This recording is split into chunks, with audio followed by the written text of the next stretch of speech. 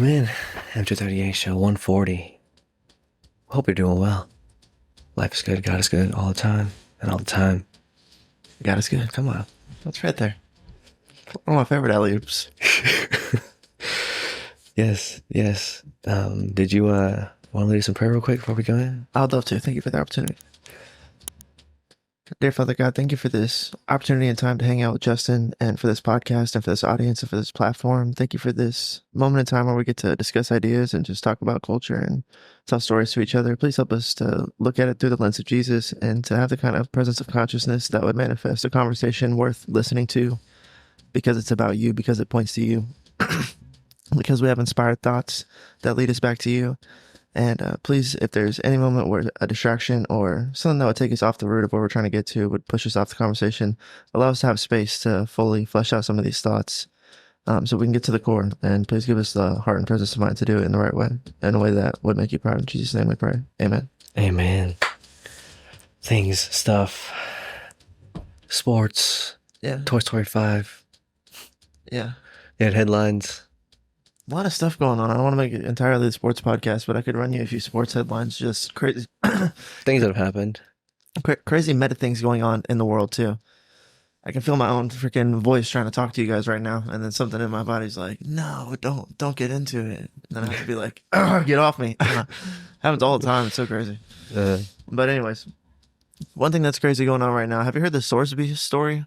Sorsby? Yes. What is this? This is a kid's name. Soresby. Sorsby. A kid? Yeah, he's a quarterback in the Okay. NCAA. Okay. Okay, so this guy, he got busted for gambling while he was a player on a football team. Right. Okay. I think the allegations were as bad as he was like the starting quarterback and he had bet against his team at one point in time.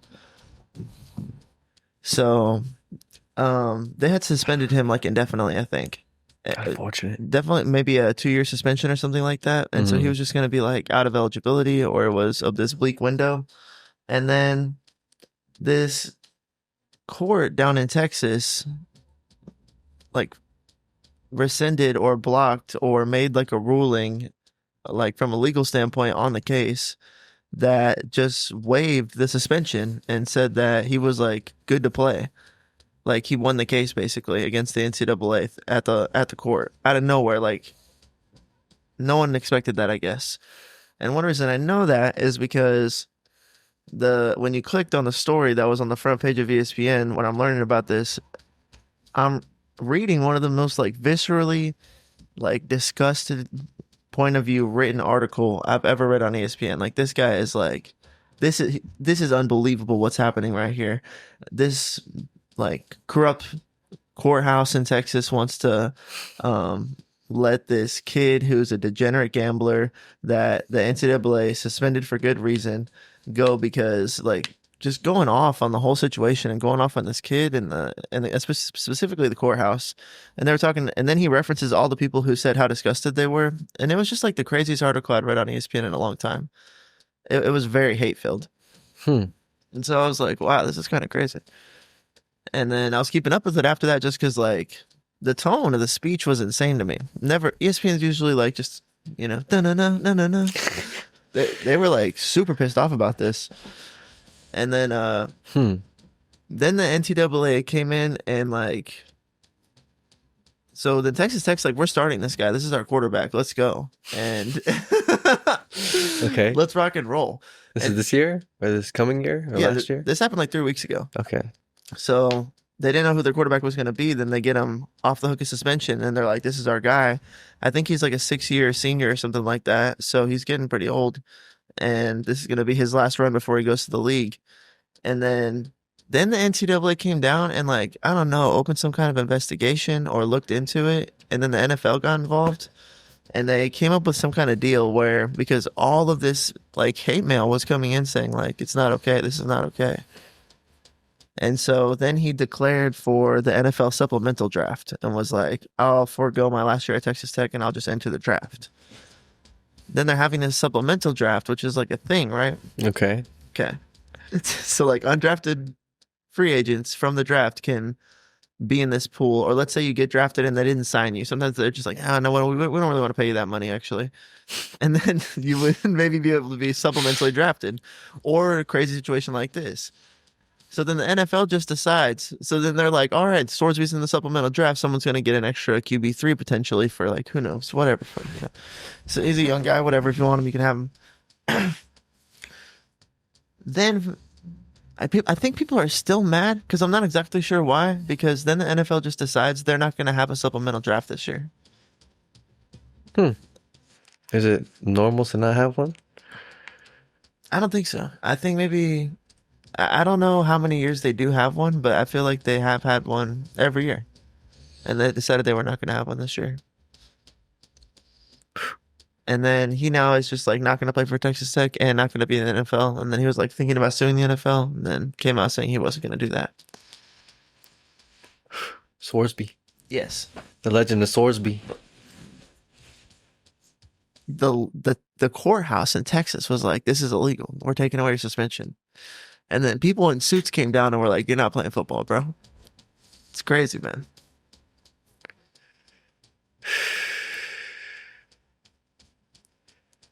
He's known for betting against his own team. Yeah, that's pretty messed up, right? Yo. It's pretty messed up. Maybe it's the social connection of being associated to like the known gambling fraud, or not fraud, but whatever. Known gambling. I guess they're coming down on another basketball player. I think I've seen some TikToks about it. Malik Beasley, or I don't know. I want to speak out of character. Yeah, right. Is that it? I'm very sure. Okay, yeah. I think I've seen something about that. Him hitting certain over-unders, or yeah, there's that video of him running to go get the rebound. He's playing ball. I don't know. I don't know things. I don't know for sure about anything. There's leaked text messages.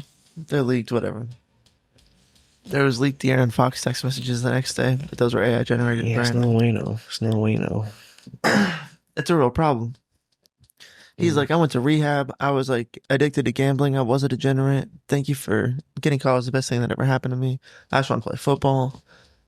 And they were like, let him play. Let the boy play. Get him in. Wreck him tag. Get him in. Yeah. And it became this whole thing, man. It became this whole thing. That's so crazy. So that's a national headline that just went nuts for a minute. He said he's sorry. You sorry? Yeah, I'm sorry. All right. Yeah, that's enough. Let the boy play. We'll see you down in Austin early August. Get your loving son, that black or red. Patty Mahomes. Speaking of potential corruption, Donald Trump makes a phone call and we get our striker back. Yo. Yeah. America can make a run. I don't know what's going to happen. Hopefully when this comes out, they'll be still around, but playing Belgium today. Watched England and Mexico last night. That was lit. I know there's at least 2 Belgian players that are on S-tier teams like PSG. That's fine. Manchester United. That's fine. That's Real Madrid. Fine. I'm just saying. We get the spirit. We get the spirit of a 250th anniversary. They were playing Take Me Home Country Roads when they got their dub. And then the whole stadium was just like, West Virginia, out mama, take me home. It's rocking, dude. Rocking. Okay, I'm here for it. Yeah, we're going, it can happen. Mm-hmm. Did you see they're playing in America? 2 notable games. Did you watch the Argentina? Cabo Verde? Yes. I didn't watch it, but I know that it got wild in like the second half and overtime. They went to extra time, right? Yeah. Yeah, dude. Pushing them, going off. Yeah, dude. The guy almost craziest upset of God knows how long. Took them all the way. That's a big one. Dude. Yeah, took them all the way to extras. Just pure cinema, pure magic moment when he hit the equalizer. It's like the whole place was in disbelief. That was like the thing, So that was cool because that game kind of opened the door to like crazy stuff happens at the World Cup. And I was just thinking about that. That's why the Robin Van Persie like dolphin dive header kind of like made sense to me like a little bit, or it reminded me that like crazy stuff happens here. Like you try to do the craziest, sickest thing you've ever done, and you might just do it right here. This is like the biggest like watched event, I'm sure, right? The World Cup. It always was. But I think that Well, I think the Super Bowl normally is, but then that playoff game beat everything, I'm pretty sure. Everything. I don't know. I think soccer's bigger. I can look I up a. think it's definitely more global. We can GBT that for sure. Well, you tell us more about the World Cup's impact on your heart. Yeah, dude. I watched Mexico, England. Yeah, that was the other one, right? Yeah, that was a great game last night. That was tight. That was lit. That guy scored 2 goals in 2 minutes. It's going off. Who did, on England or Mexico? Yeah, England. Wow. It's like, What was this? What was this? What was the narrative of the game? What was the score? When did this happen? I think England was the favorite. I think they're a top like 5 team internationally, Yeah, and Mexico's like top 10, I guess. I don't know, somewhere in that ballpark. sure. Top 15, whatever you want to say. But they're playing in Mexico as well. Oh shit. You know what I'm saying? So it was like big time home game, I'm sure. But yeah, they went off. It was a dope game. 2-0 England, and then they hit a goal relatively quickly thereafter. 2-1, and then England goes up 3-1, and Mexico equalizes, and then Mexico's chasing to equalize, or not equalizes. They score down 3-2, and they just can't get the equalizer. And then England got a red card like at the 65th minute, so they're down a man for the last 25. Up one, down man. 30 plus. Damn, Mexico couldn't get something going. It's rough. They got one, but they couldn't get the equalizer. 3-2. It's a tough game. Great game in Mexico City. It was crazy. Or not Mexico City, wherever it was. In Mexico, though. Like America's playing in America. I think the Americas, like Canada, Mexico, and the U.S. are hosting the games. Yeah. Yeah, Canada lost. Okay, yeah, you're right though. Come on, America, we can do it. Like the World Cup final is gonna have 1.5 billion viewers. Okay. I'm glad you understood the gravity. I didn't even have to. The Super Bowl has like 130 million viewers. And then, like 10 of those. Yeah, 10 Super Bowls. But then the Olympic Games, for the Summer Olympic Games opening ceremony, has like 2 billion. A little bit more, actually. Jeez, that's crazy. Yeah. But no, you're right about just cooking everything. Yeah, dude. People love this game. Soccer's crazy. I like it. One thing that I realized that's so beautiful about it, the beautiful game or whatever, one thing that is exciting about it is that when someone scores a goal, it's a big FD, Mm-hmm. Like you could be You don't treat that lightly. nah. You could be anybody on the street walking, look up and just see someone score a goal and then look and see people explode and it makes sense to you. It's not like there's nothing complicated about that. It's like other sports it doesn't matter so much. Or like a big three is like not that big a deal. Even at like any given touchdown. But a goal is like they're always crazy. Yeah, a goal versus a 3 versus a touchdown. It's all painted around the narrative, I guess, around it. How hard it is to achieve it. But I think goal carries some weight to it. World Cup goal. It's like the biggest stage in the world. I think like in a primal sense too, like a football, like you throw it in there or he runs it in there, but a goal, like you see someone kick ball, guy can't stop it, it goes in, everyone celebrates, like makes more like in a primal sense. Soccer's dope.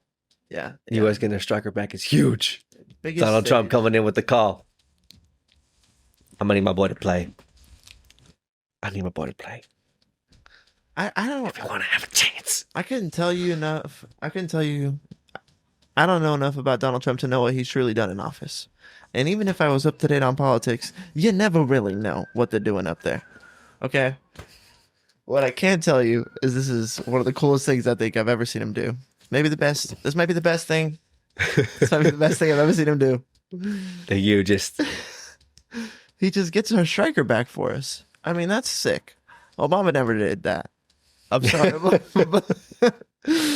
that's lit. Obama's objectively way cooler, and especially through the lens of culture. But thanks, DT. If he scores a goal in this game, DT's just up in the suites like, love America 250. Holla at me. America. Do this for my nation. Making a push on the biggest platform in the world. This is our marketing. We're gonna be the best soccer team. We can make a run. I'm The 250th year. The 4th of July. with the fight on my birthday. We just had a fight on my front lawn. We can do it. We can do anything. That's another headline. They celebrated the 250 with a MMA cage fight, like a full card at the White House. Crazy stuff going on. First and only time, I'm sure. I don't think they're going to do that again. Yeah. I don't think so. Yeah, Dana White, the owner of the UFC, said he's not doing that again. Once in a lifetime event. I was there. They did it. I left. I'll never do it again. Shutting down the office. Yeah, it's hard to know. It's hard to understand what's going on. Who knows anything about anything? Foreign policy. Yeah, exactly. It's like, bro, Anything about anything, we dude. ultimately all live in such fish bowls. It's ridiculous. Like, you can't ever know. But what I do know is we got our striker back. So everybody tune in for Belgian game tonight. Electricity in the air. We can make a run. Anyone can do it. If you're a super degenerate, take the over on the 2.5 goal line. It's gonna hit. It's definitely gonna be a 2-1 game. Just whose it's gonna be. I think we can take it. The discrepancy between the World Cup and the Super Bowl being 10 times over is hard to conceptualize. Like, we love football. You know what I'm saying? We love the Super Bowl as like Americans. Yeah. Oh yeah. Oh yeah. But One thing is, it's that like, is amplified by 10. yeah, we have a barrier with soccer where it's like, it's easier to conceptualize. England soccer is our football culturally. It's like, that's a pretty easy thing to understand. But then England doesn't have that barrier with like Africa. It's just like soccer is soccer is soccer is soccer to all these places. So like if all those places played like American football, then I think more people would watch the Super Bowl. But and also the other thing is, it's like the World Cup. So like the world is interested, I guess, you know. Your team just played. It's what's going on culturally. You were just in that tournament. It's like, oh well, go watch the final. Mm-hmm. Yeah, that's definitely a. But I think that's a reason why, for sure. It's like, that's what I'm saying. Like in France, they want to watch the World Cup, but no one in France is trying to watch the Super Bowl. You know, same thing with Switzerland. Once or every 4 Austria. years, you know. Yeah, right. That's another thing. We have Super Bowl every year. Yeah, I'm still watching that. I'm trying to watch the Super Bowl. I didn't know watch Super Bowl. Well, we're super invested in American soccer, football. We love it. We have Lionel Messi living in our country, dude. We should go see a Miami game for sure. I've thought about that before. It's like, there's probably cheap seats some days. It's just like, there's Lionel Messi scoring 3 goals. It's kind of crazy. Beautiful game. Yeah, the announcer was like, the greatest game in the world. And I was like, okay, he's here for that. It's a lot of running, bro. It's a lot of running. I'm down It's for beautiful. it. It's beautiful. Yeah. It's dope. There's moments that are, the other thing is, when soccer is at its peak, it is like stunning. There's a famous play with Barcelona, like from the tip, they just like one touch the ball. So like he passes it and then he just passes off the pass, and they just pass off the pass with perfect cuts and perfect passing, and just like slice up the defense until someone like hits a lob pass off the one touch. Because at one point you see them realize like, oh, this is crazy. We're on a vibe right now. Then he just like lofts it up and the guy hits a scissor kick and scores the goal, and then just freak the F out. And it's like, football never looks that good, you know? When they're in their flow state, it's ridiculous. The highest level of dealing with the chaos. Yeah, the upper end of the beauty. The upper end of this, yeah. The hero. To beautify the hero. Yeah, it was weird. Neymar didn't play much. Looked injured still. I think scored a penalty kick goal. Not exactly sure what that was. And then retired when they lost from international. Today he wasn't going to play for Team Brazil anymore. That was sad for people. He was like a guy. Neymar? Yeah. Yeah. I guess he said he was done after that game. Yeah. Yeah. I guess he's going to play for whatever club he's playing for. He's kind of on the get paid a lot of money for his name tour, I think. Yeah, right. Can't hate him for that. By the time another World Cup comes around, 4 years. 4 years deep. No, I think he was sad. He was like, I'm done, man. I'm done. I gotta hang him up, man. This shit hurts, man. Oh, play no more, man. Yeah, dude. Yeah, I think he wanted to be in there just getting bucks, but it wasn't for him anymore. Hmm. Sad, man. Yeah, that's a big name. It's like the only name I had really. I don't really know any other people on Brazil, I don't think. But that name for sure, you know. Yeah, there's a moment in time. It's funny because their names are all Dino, like Ronaldinho, Juaninho, like that. Saint Luis Edgardinho. It's like they look like they're all cousins, or like just the names are like all the same. You know what I mean? It's they go hard. They've been going hard. Same thing with like track. I think Brazil goes super hard in track too, right? I'm thinking of Jamaica actually. Yeah, yeah, yeah. Yeah, but I'm with you. yeah. But any FIFA game you've ever played, Brazil's always a really highly ranked team, and Neymar was specifically nasty for having like vicious skill move, just cooking people, dude. One of those names. So that's soccer talk for sure. Yeah, dude. There's one more thing on this sports realm I was thinking about that's been instituted lately is the NBA. I guess is now instituting in the summer league, trying this new framing of the rules where instead of shooting 2 free throws or 3 free throws for shots where you are fouled, you'll just shoot 1 for the amount of points that you are shooting for. So if you make 1 free throw, you get rewarded for the and 1 for 2 points or for 3 points. We only shoot 1 shot either way. If you miss it, you miss it. Helping the game flow. Yeah. No. How do you feel about this? One, it's a G League game, so yeah, keep it moving. You know, I don't think anybody's. It's like an AAU game. Like we're not. If anyone's gonna go crazy, we want to see that. But also, we're not trying to watch this for like 2 hours. But then we talked about this a lot on the 4th of July with Voss and Walsh. Okay, word. Yeah, we broke it down a little bit. So, like, Walsh said that the people that are going to suffer the most are the big men that are talented because the pace of play will be like higher. So they don't get to have like that time for free throws to just rest and sit there and like even just like sitting on the bench during that time, it's a long period of time, so they can get back in and do more damage, which might tilt the game a little bit more towards like the speedy players. And then Voss was concerned that it would be like disproportionate to I think he brought up that like some people are better free throw shooters on their second free throw. Like maybe the percentages of which one is the make is different for sure. Players, right? Yeah.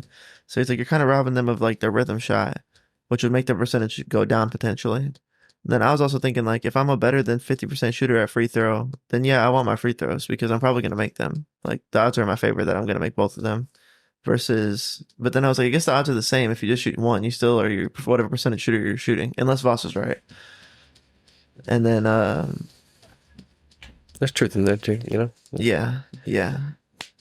I think it's probably big men too, you know what I'm saying? Right, that are specifically a better shooter on their second one. That's what I was saying is like if I'm just like a good shooter, then I want all my free throws. I want all my chances because I think as time goes on, I make more of those shots. So that does kind of, it makes it a different game for sure. And also you can't free throw farm. Shout out Shy. Yeah, no free throw merchants. You get 1. Yeah. Right, you get 1. But if it's 2 points every time you just make that little 1 free throw, that's kind of nice too. Be stacking them up. Extra important. Yeah. Yeah. Extra important. Yeah, but all that to say, do I care how it affects G League scoring? I guess this is only a conversation if they feel like they're going to implement this into the NBA. And I think in the last like minute and a half, they go back to regular free throw shooting. The last minute and a half of the half and the final quarter. And I don't think that they'll do it in the NBA. There's no point. The broadcasting and stuff like that, they would actually rather prefer the game to be longer so they can sell it for like more money probably, you know? We'll see if they bring it up to the NBA. I think they want the pace of play to be faster for sure. Yeah. More people scoring more points, you know. Yeah. But yeah, you look at a guy like, you know, Dwight Howard, Blake Griffin, Joel Embiid, Anthony Davis. They probably like a little more time coming down the court. Jokic, potentially even. Luka back in the day. A little more time, baby. But I'm also like, basketball is a cardio demanding sport, bro. You gotta like be in shape. You have to run. Like, I don't like that excuse of these guys are over here resting on free throws. Like, I get it too, you know. It's nice to get your legs back under you, but still.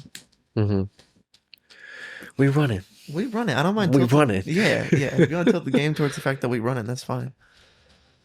Yeah. I'm here for that. What else was going on culturally? Toy Story 5. That was just a quick little.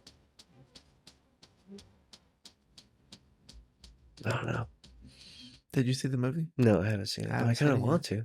Dude. Which is I'm like, where's this coming from?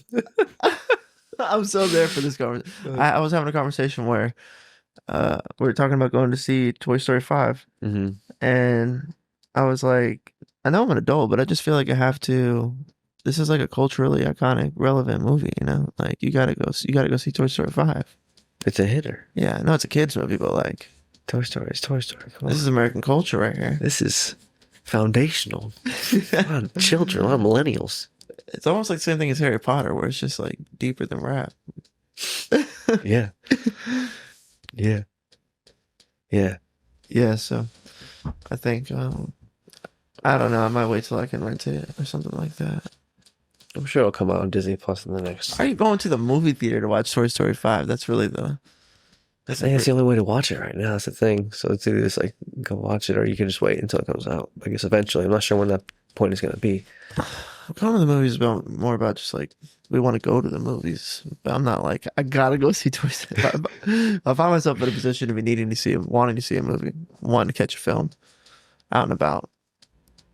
I'm just gonna go get a movie today. Or like, Alamo Draft House is fun. I go to a movie. Yeah, Alamo Draft House. You know, I don't know. Maybe, Mike.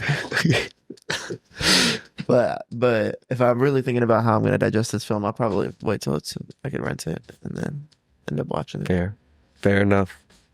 Maybe. I was hoping you would tell me it's super worth it, and then I'm like, yeah, maybe I gotta go. We were thinking about, or this thought has crossed my mind. I was like, we should just wait for it to come out. I'm like, well, I don't know when that's going to be. If we had time, we can go check it out, I guess. Exactly. What do you want to get out of this movie? What's it going to do for you? Yeah, right. It should be a good story. A Toy Story. Fair enough. I think it delivers. Fair enough. Mission accomplished. Yeah. Well done. I think you should go see this movie. That's the point of movies. Yeah. Yeah. Feel good. Yeah, you should, yeah. Some movies suck. Make me feel something. Some movies suck. Some movies do suck. It's been a while. Like The Beekeeper sucked. I felt kind of like this about the Mario movie. Yeah, you were into it. I was like, I think I want to see this. Yeah, I haven't seen it yet though. Oh, the new one. Oh yeah, me too, bro. I'm saying, dude, I'm so with you, dog. Same thing, bro. They're just pulling on our millennial heartstrings. I was having this conversation too. Where This movie's for me, right? I gotta go check it out. Yeah. It's a kids movie. Yeah. If Demi was like 6, you know, we gotta let's go. We gotta go. Like, this is culture, babe. This is I'm old, and I'm showing you my stuff, like my dad did when he was old, and now time's just a flat circle, mate. Time's just a flat good circle, mate. Flat circle, mate. Yeah, but Dems is like not quite in a position where she's gonna. I can predict the future. Like, I'm not so Raven, and she's not gonna sit through a movie and be happy and chill. We're not quite there yet. But that's okay. She's a little nugget bug. Give it time. Yeah, she's a little nugget bug. There's a little time, bruh. Yes, man. But all that to say, it would be hitting me perfectly. The Toy Story 5 still going on strong. Well, Disney don't know what to do. They don't know how to market to it. They don't know how to do it again. That's one thing that they got going on.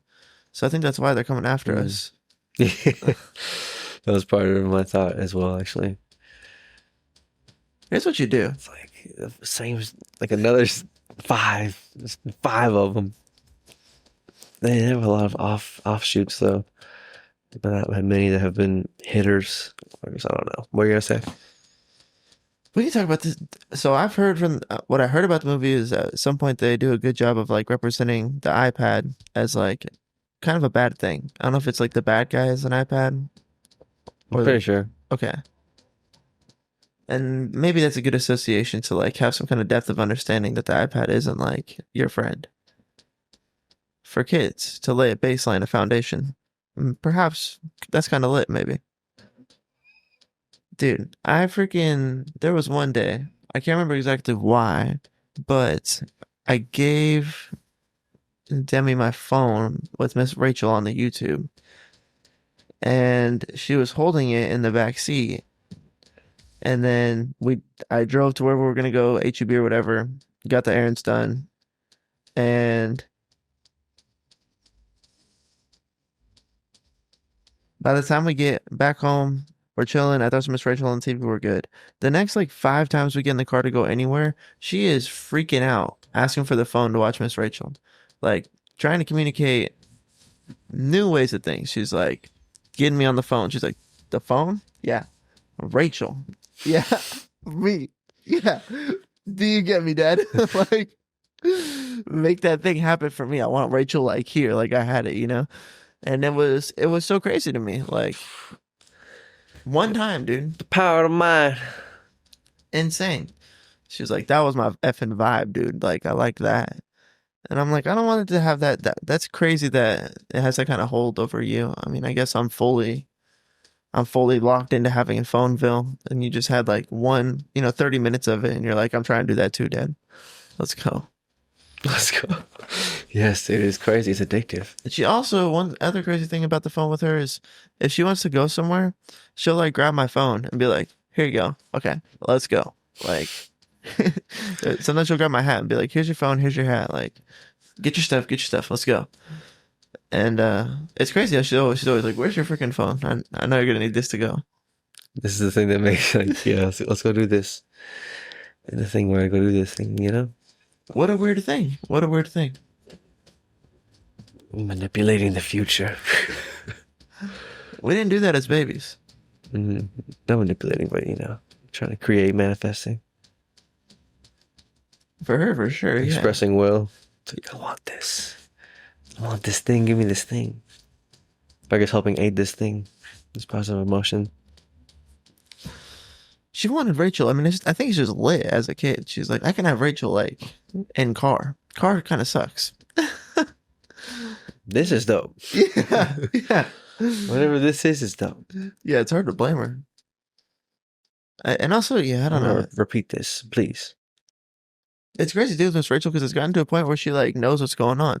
She'll be like talking to me, and then she'll be like, "Cat," like with Miss Rachel on beat, and then she's come back to like talking to me, and I'm like, "Oh, yo, you're like dialed. This is like The Office to you, you know? You've seen this episode a few times, I guess, so you know." And then it's like the same songs and the same stuff over and over and over again. So she's gotten to the point where she knows like all the songs, and she'll turn around and sing to it, and then come back. Super cute. But it's her little world, you know? It's like, Yeah. Yeah. We had Toy Story in ours. She'll have a different slate of movies. yeah. Yeah, we'll see what happens. We'll see what happens with the movie industry. Hopefully we keep getting movies. I love a good movie. Yeah. Yeah, man.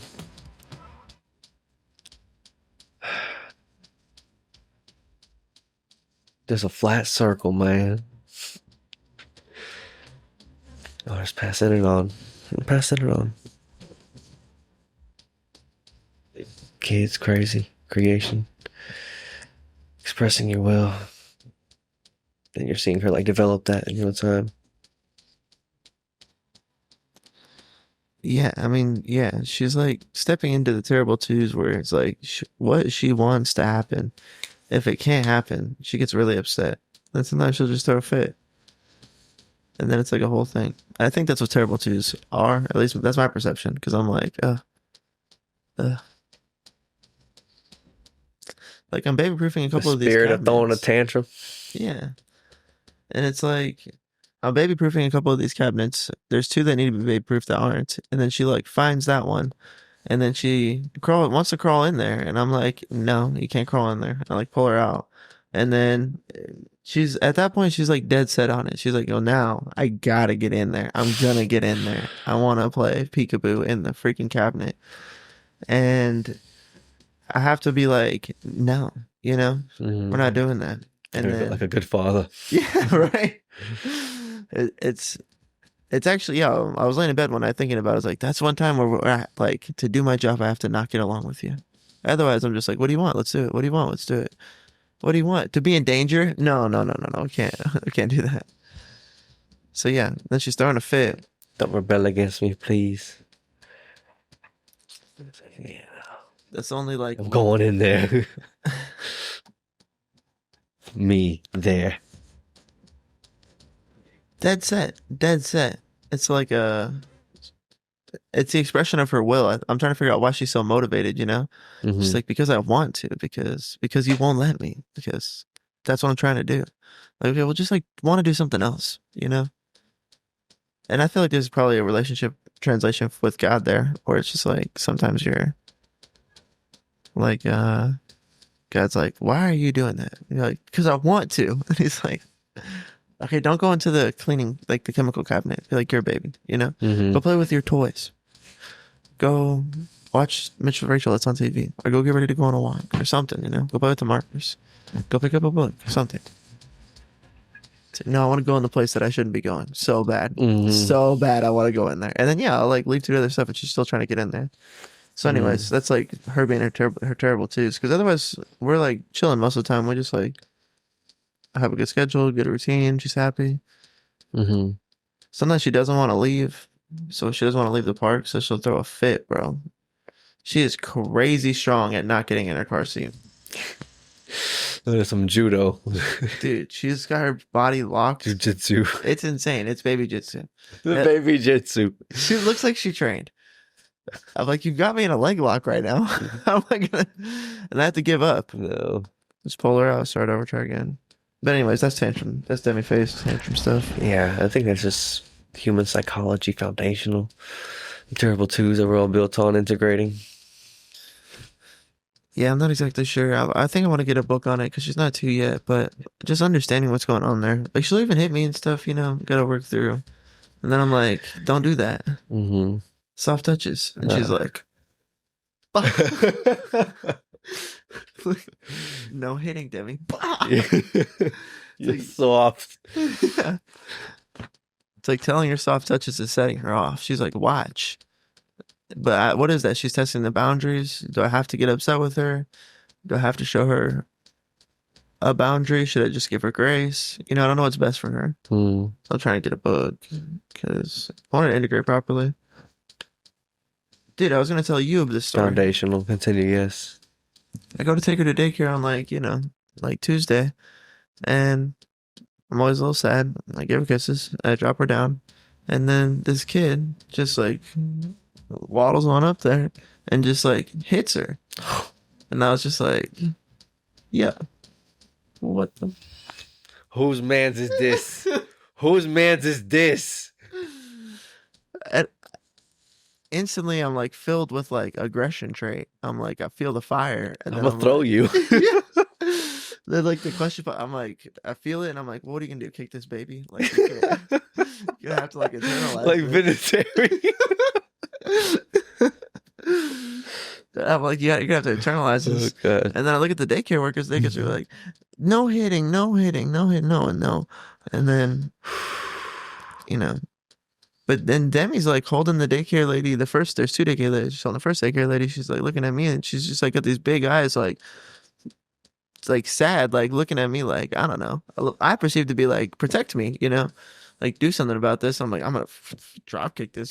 So I got you. No, I'm just kidding. I never. The suplexes. I don't know what to do, Yeah, what? So then I just like the daycare takes them. They're doing other stuff. These kids are all running around a little cyclone of little toddlers. And I'm like, okay. And then Demi goes over to the other lady who's sitting down and then like just like hangs out with her, or she picks her up, puts her on her lap, and then they're just sitting there hanging out. And I was like, is she sad? Or is she just chilling? Or if that kid hadn't hit her, would she just have like run in with the other kids? I don't know. Don't like any of that. Mm-mm. Take her back the next day. drop her down. The same kid gets up, runs up to her, and hits her again. No. Yes. What? And I'm like, okay, this is like, you know what I'm saying? He's like 15, 16 months old, probably a little bit younger than Demi, but Okay. still crazy, bro. No, dude. What happened the second time? You see the ladies? The lady picks him up, and she picks him up kind of swiftly, you know, like she was like, no, you know, and then puts him in like there's like these little baby rocker chairs, you know, and then I think he starts crying, and then gets up, and then walks over to another baby rocker chair where another baby was like laying down, like a baby smaller than him, and he just sits down on top of this baby in the rocker chair. And then the daycare lady like picks him up and then tells him no, and like is like not yelling at him, but like, Angel, no, I'm sorry, beep, maybe bleep out the kid's name, you know, like getting onto him or whatever. And I was just like, bruh, what are we doing here, you know?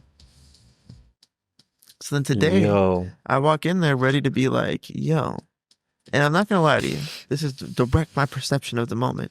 I walk through the door, and then her room's in the back, and I look over the ledge. I can't really see anything except I like lock eyes with this kid, and I'm like, it's so crazy, right? I was just hoping, in the back of my heart, hoping he wouldn't be there. The kid's just staring me down. And then I go and I get to the door, and he's like scrambling to get up. And I'm like, yo, this kid's gonna fucking try to hit me again for sure. And so then they tell me that they had told me last week that she's gonna move to a different class. And they're like, oh yeah, so she's in the different class for this week. So if you want to take her to that other room over there. And then there's only 2 other kids in that room, and they were playing and blowing bubbles and chilling. And I guess, she's crossed the threshold of how old you have to be to graduate to the next class. But I think that there wasn't enough kids in that age group for a while to have a whole separate class. But now there is, or something like that. Okay. I don't know. I'm like, is it because this kid's hitting my kid? Is that why you gotta move her? You know what I'm saying? What's going on here? He's scrambling to get up. Dude, for real. I was about to, I'm about to like, hey, no, we're not doing that, bro. Like, I'm about to tell him. Catch his little baby arm. Yeah. No. Yeah. I can't get over to him because there's like a barrier. It's like a half door, like a swinging half door, and I put her over the barrier. Mm-hmm. What if I open the door and walk him in there? You just hold on to her, just leave her standing up, and then as he's getting closer, it's like, yeah, yeah. We're talking about being John Wick as a dad right now, and I like it. Baby John Wick. Yeah, because it's not okay. I was like, you're telling me I gotta watch my kid. I drop my kid here, and she gets slapped in the face, and she looks at me like, "Why do you take me to this place?" You know what I mean? Ref! Bruh. When you say slap, what's the level of, intensity behind these hits with this? So what, 16, 17 month old, whatever? Well, they can't hit very hard. Yeah. You know what I mean? Full swing, Yeah. swing coming in clobbering. Yeah. Hard foul. Not doing like enough damage to like make her cry. But I think he definitely came in swinging and like hit her on the side of the head, and it kind of bounced off the side of her head. And she's like, bruh, like what? And I'm like, yeah, bro, stop that immediately. What are we talking about? What do we do? Do we spank kids? Like, I thought about having that conversation. Like, hey, can you like, but then also Demi had a phase where she had bit a kid a couple times. So that's why I'm like, you know what I mean? Like, I didn't know what to do when she was doing that, other than we had to stop. Like, sometimes I would bite her when I was just like giving her cuddles and loving on her. I'd be like, "Arr," like a dog, just like playing with her. She thought it was so funny. So I stopped doing that. That's all I had, though. You know what I mean? How do you get your kid to stop biting people? Children are aggressive Yeah, by nature. Yeah. JVP says they have to learn to integrate it by the time they're 3 or 4. Definitely by 4. Because if you don't... Right, yeah, that was like one of the thresholds for sure. Yeah, big threshold. That's a big one. Yeah, we're all built on that. Socially, foundationally, individually, and socially. Last Demi story, just to tie one other example. This is crazy. What? This is crazy. You're gonna pull up on this little baby. Right? Thanks for being a good uncle. It's weird. I was definitely going to verbally I was going to give him the dad voice. Hey. Hey. No. Hey, no. We don't do that. No. It's gonna give it to him for sure. Talk him down. Yeah, I was gonna give them the. It's more about the energy than anything. Mm. Just because that's all I can do, you know what I'm saying? And you guys aren't really doing that. Or like, I have to impose my will here somewhere. I have to like try. I can sit here and just let this happen. Letting this happen is, you know what I'm saying? Yeah. Letting this happen, knowing full well I could do something about it at a minimally, you know, whatever level. Yeah, I think Demi needs me to weigh in at some point. Yeah. Yeah. If he comes up for the third time, Right? That was another thing. you're scrambling to get up, you're coming this way. I'm like, okay, hold up, wait a minute. Right? I thought I was finished. I was ready to pop off on the kid when I saw him trying to get up. That was nightmares. Yeah. Yeah. But like I said, it's a group of kids trying to integrate aggression. So on some level I get it, but also hopefully this is gonna help you integrate, you know. Stop hitting my kid. Let me help you. Yeah. Let me help you there in the name of Jesus. So she's at the splash pad and I'm roll up to pick her up and she's playing and then she's like playing with this pail she has and she's filling it up with water and she's bringing it to me and she wants me to like dump it on her head. She's being super cute. She's wanting to play with me, you know. And then she's going out there and she falls and she leaves her pail on the ground where she fell. And then she runs over to a different spot and plays in the water for like a second. And another little girl who's probably like 4 runs up and like points at she like walks next to the pail, looks at it, and she points at it, and then she picks it up and then runs off with it. Pretty fast. Maybe like 6, 7 seconds after Demi dropped it. And then it's a whole thing, you know. Should I go get my kid's toy? Should I let them play with it? Does Demi want it? Then after like maybe 10 more minutes, I'm like, I think she tells me she wants her pail or she wants to bring the Wawa to me. And I'm like, look, your pail's over there. Go ask them for it. And then she sees it and she goes up and then the girl gives her the pail. And then Demi's like filling up with water and trying to bring it back. And then she fills it up with too much water and is running and like falls and then gets up and then kind of just runs back to me. But she's not crying, but she's just like, forgot her pail. And the girls grab it and then they run off with it. And I'm just like, God damn it, bro. Does that just happen? Get your own pail. All right. How about that? You want to play pail? Should have brought a pail. You know? But yeah, I don't. It's the jungle of the freaking less than 5-year-old community, or like, you know, The children. the socio hierarchical nature of the baby youth. She's just a baby. Yeah, it's a much bigger discrepancy in age. From like 4 to like 1.5. But yeah, those kids in their head were like, oh yeah, we're definitely gonna go play with this baby's toy. Watch. It's like taking pail from a baby. It was pretty easy. It was like, kid, I watched that happen to her. But yeah, I didn't care that much at the end of the day. That is kids.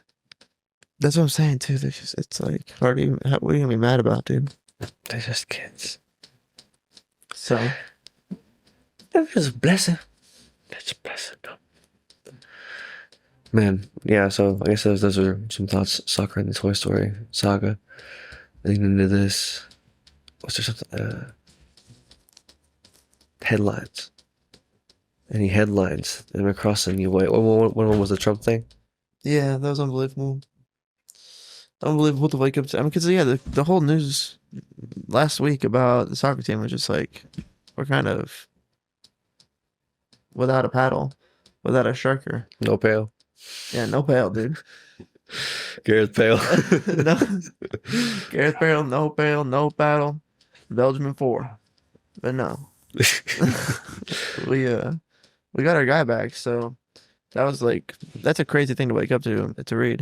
And we played at night. I think he came back tomorrow. I mean, sheesh, bro. That's insanity.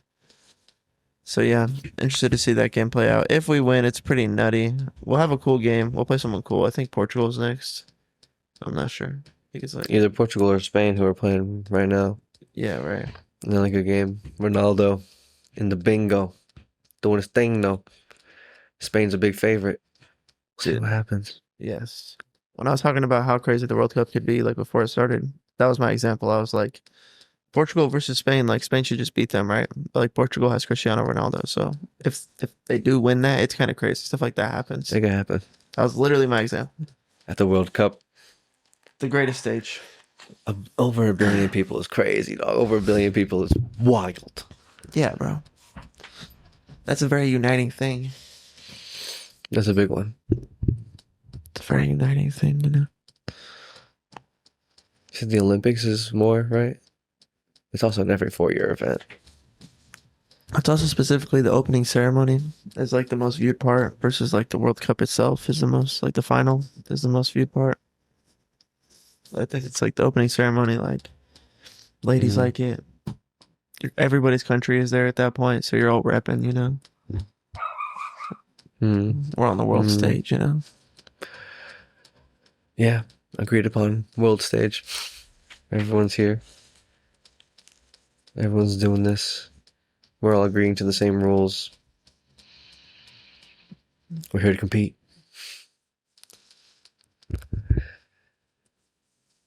Olympics is dope. Another cool thing about soccer is you don't have to like get CTE to play it. Like football's Very contact heavy. Yeah, I gotta wear the pads, gotta hit people, gotta be big. Like Messi. Is Messi gonna be a great wide receiver in the NFL? Great running back? Maybe. Maybe. He might be a nasty running back, actually. Maybe. And a kicker. Right. Hit from 70 out. But he's still an athlete, obviously. So it's just expressed differently in soccer. So it's, I think it might be more relatable to a lot of people is what I'm saying. Everyone can maybe have aspirations of being. Anyone can play. Yeah. You see a ball. You figure out the rest. Dude, we were making soccer goals out of like sides of streets, fences, walls, you know, 2 poles. I mean, we were doing that everywhere when we were kids for sure. And that was just in America. I love soccer, bro. I love soccer camp. I love soccer practice. I was going to goalie practice, goalie specific practice. Those are so fun, bro. We were watching Tim Howard. My mom was like, that's what I had dreamed your life would be like. So his life is doing right now. Who's this? My mom. She's like being dramatic. She was like, when you were growing up playing soccer and I told you should be a goalie. Like the upper limits of why I was telling you that you should be a goalie is because look at how important Tim Howard is right now. You see how critical the role that he plays? Like it's not always so on display, you know? But this guy's like clearly a leader on the team and like runs the defense and is like the reason that they're still in the game right now. And a lot of people depend on him doing his job to like just make sure that the game functions naturally. It's like isn't as flashy as scoring a hat trick, you know? But look at him. Look at Tim Howard right now, Matthew. Look at him. Soak that in. He's got 15 shots on goal so far, and he's saved 14 of them. If people were going nuts in the stadium, they're like standing on their feet for that guy. Beautiful. Big discrepancy. That's a big discrepancy. Yeah, goalkeeper practice was super fun. Yeah, sports are dope for that.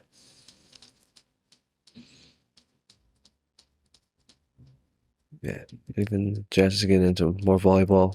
We're trying to get into more of like the increased intensity, like level of commitment that it takes, a little bit more extra discipline that it takes to be like good at a sport. You know what I'm saying? She's like, oh, I can see like the separation. You know what I'm saying? We took it, or there was, I guess, I think one of the more popular, if not the most popular, kind of summer camp, I guess. They were holding it's like a clinic, I guess, more or less. But yeah, I guess she was, it was like 13 to 16 year olds. So she was like super young too. And then she was just, I guess, relative to the level of control that like some of the girls had, or, you know what I'm saying? The difference in like some of the high school players, you know what I'm saying, who were going off. She's like going into her last year in middle school. And then seeing like girls who were, I guess, like sophomores, you know what I'm saying? It's like, oh wow, okay. It levels to this game, dog. Yeah. It levels to this game. I think, I'm not sure exactly what it looks like or what it means, but there's like a certain level of extra or of commitment that needs to be like sacrificed to be at that, to be able to do that. That's something that it costs, it requires. It's like, okay, I'm willing to step towards that a little bit. Nice. It's more rewarding than In playing little Fortnite or steps. whatever, you know? Mm-hmm. When I was a kid, that was the exchange. Yeah, doing more clinics, going to whatever, like soccer practice. You know what I'm saying? Yeah, yeah. Yeah, This is fun. shout out my mom, dude. This is my mom. I was in like a feeder program for like a bigger program at Town and Country. So this was like the lowest level was just like rec. And then there was like rec plus if you were like good, I guess. I don't know. And so we did rec plus, and then if you were like the next jump was gonna be select soccer. And so they did like a draft. They'd have like a combine with all the kids, and then they do a draft. And if you didn't get drafted, you didn't get to play. So you really need to like kind of grind hard on Rec Plus if you wanted to keep playing with the program. So I'm in Rec Plus, and then my mom went to the select program's goalkeeper coach because they had a specific goalkeeper coach, and the other program below that didn't. And then she like said, "My kid's good at goalkeeper. He's like one of the best in the program, and he wants to play select. But can he practice with you guys? Because you guys practice on the same field at the same time on Tuesdays and Thursdays. Can he just practice with you instead of his team when he's there?" And then the guy was like, he was like a Brazilian guy, and then he was like, "Let me see him play." And then he's like, "Bring me the boy." And then he put me through a workout. Then he was like, "I like the kid. He could practice with us." And then I just started practicing with them after that. And it was like, I was like the only kid doing that. And that helped a lot. They were doing like dope shit. Like you would be like down on your knees, pause. And then they would like just rocket like volleys or throw the ball at your full extensions, like do 10 reps in a row of you just having to like save the ball and quick reaction time. And I remember doing like those kinds of drills and I was like, yo, I'm getting really good. This is crazy. And then I was making crazy saves after that. And then there would be a drill where it'd be like you'd be laying down flat and then you had to get up and then he would like put the ball like far away and you'd have to dive and catch it. And you'd see like 10 dives in a row. And that also helped me like learn how to do acrobats stuff, you know? Called it flight school. It'd be like pads and stuff. Be like, hey, you need to like full extension dive and like save this ball. Go. Be like, ugh. It was fun, dude. It Sell was out. super I dope. need you to learn how to sell out fully. Then I went to camps Just and throw yourself, dog. yeah, for real. And it was fun, dude. It was cool. I went to camps and then they signed you up. I signed up specifically as a goalkeeper, so they had like a separate part of the camp for goalkeepers, and then they'd reintegrate at the end, and that was crazy training too. So I feel like that was my mom just like being, I don't know, like a good parent, you know, because I had no control over any of that. I was just like, I'll go to practice. Yeah. Yeah, it's dope. It's so fun when you're a It's dope. kid. It's all fun. Mm-hmm. Just being committed to something, you know, developing the discipline that it takes to do something and be good at something. It's worth it. It's a worthwhile endeavor. Yeah. It's fun. Sports are dope. Sports are dope. He's dope, man. I like that. That was a Dope, fun man. narrative for me. As like even like as an 8-year-old, I'm like, yeah, I go to school and then like I play soccer. I was like, I'm good with that, you know. Mm-hmm. Life's good. I throw tuds when we play recess football, for sure. But other than that, I'm hooping. get a ton of Halloween candy. You know, go hard. Going hard. Yeah, yeah, that was a cool narrative. Play Legend of Zelda. Super Smash Bros. Yeah, dude. Just love sports. Loved the training. Loved all the. Never wanted to leave practice. But that combined with actually training, like with specific goals in mind, like YouTube's such a thing, bro. Like it was probably good for Jazz to see the sophomore people have more control than her because it's almost just like your brain being like, oh, okay, there's like another level I can get to, you know? Mm-hmm, What would I have to do with my current understanding to look more like that? Even just that, you know? Mm-hmm. When I was in the soccer programs, they would tell us to watch games. They're like, watch soccer, watch like big league soccer, so you know, like you don't really know what you're doing. You're just like doing what we tell you to do. Then watch them do it, and you're gonna be like, oh, that's like what I'm trying to do. Mm-hmm. Yeah, watch someone embody it, embody the spirit. Okay, that's like the role model. Or do it in that way. And it's objective.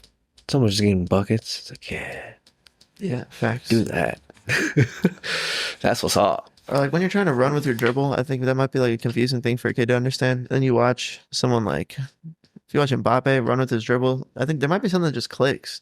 Sometimes Mhm. it's like Neo. He's like, I I know. feel like when I watch the Spurs, I'm more like I have better handles. You know what I'm saying? Yeah, right, right. My brain's like watched and experienced the display of the spirit. You know? Yeah, that thing is real, dude. I think that thing is Hmm. real. It's like do that. That might be in there, maybe. I'm with you, bro. Hmm. There's something there for sure. I can think of several times in my life where just like the spirit of a movie started walking with me, you know? And I think there's a movie specifically where it's like anytime that this person watches like a movie of anything, they can like learn that whole thing, you know? No, it's just this girl ends up watching a ton of UFC is what it is. And then she has like a super advanced learning model through like a trauma thing that happened to her. And so she's like a natural human, but she watches like 8 hours of UFC and then she like knows UFC. I know kung fu. Yeah, so that was like there had some scientific explanation for how she was able to like do that more or less in the narrative of this movie. And but then they were pointing to like there's something to that. Like if that thing that we're talking about right now was turned on 10 out of 10 and you sat down like allegedly you could watch 8 hours of UFC and then go choke someone out because you like processed it more or less in your subconscious. They make training videos. You know, training videos are a thing. For what? How to choke people out? How to do anything. You know what I'm Yeah. saying? Like in jobs. YouTube's crazy. Hmm. Yeah. Lectures. What we consume, we're always consuming something. Yes. Yes. And the sports metaphor, Jazz, if she wants to get on to like watching YouTube, you know, Yeah. some good YouTube people. Hmm. I watched my high school football highlight reel a couple days ago. Okay. There was just something that somebody was talking about their tape. They're talking about Tavon Austin's mixtape. It's like a constant meme going around. I was like, let me see my mixtape, bro. Run that Austin. film, you know? Run it. And it was like I was that many days old when I realized, like, bro, I look so slow. I just look so slow. That's what everybody's always saying. I'm like doing everything right, but I'm just like so slow. And then in college, I trained at D1 and got super fast, and we killed it in intramurals. We're just running by people. It was so fun. But yeah, I was like training for speed, running up treadmills, put like elastic bands on your legs, and do all these like stuff, you know, like trying to develop quick to twitch muscle fibers. But in high school, no help for the boy. No, they just like dive. Make it happen, dog. Yeah, no, we did good. We did good, but it was crazy. I'm like, oh yeah, I get it now. I'm slow. I was slow. Like I could see it. That was weird. I was like, I'm going D2. Look at this stuff, bro.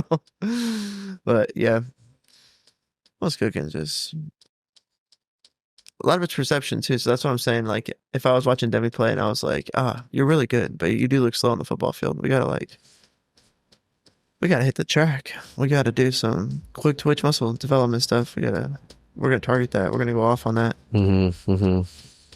Thinking about being coach dad, you know.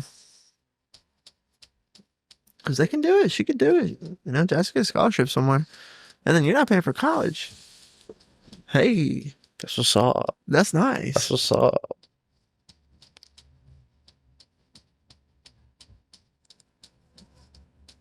I don't think there's like professional volleyball out there. I don't think you're just like going to the Olympics at that point. You know what I'm saying? Once you get past college level.